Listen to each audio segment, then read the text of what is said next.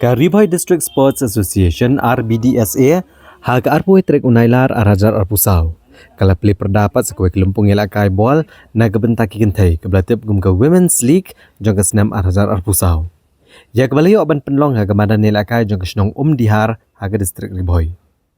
Ya kini kelumpung Iaka jong ki kentai lawan ban Plie Pyrda da uba rangken sai makedo ubeu advisor jong ke Rbdsa kumkongsan. Haga jingidon lang uba RB Shadab presiden ke Rbdsa kinong kit kam dihar sports club bat kibai-kibai.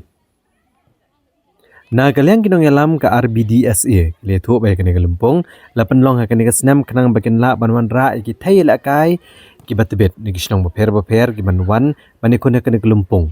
kenang mana kalian kinong yalam ke Rbdsa kin yo ban sei pat ki thai la kai ki batbet ki ban shisai ka sap ya la kai ki ban mi khmat pat ya ke district.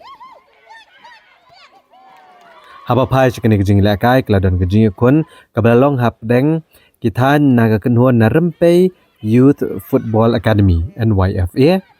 bat ke kenhuan Lenti Jam Football Center ha ka bagi thai la kai na bro artliki kenhuan kletrish tom man sei lagi sap bagi kun teng ban yo ban ki jar hap deng ni kejing kun jeng ni artliki kenhuan jong ki thai la kai ke NYFA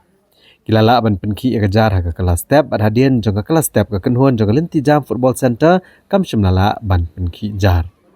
ha kelamian na kaliang githai jong ke NYFA kilala ban penki jar bat dai lengba kini artli gol ba kenhuan jong ke NYFA kala long sunan kan nong job ha kene ka jing yakun.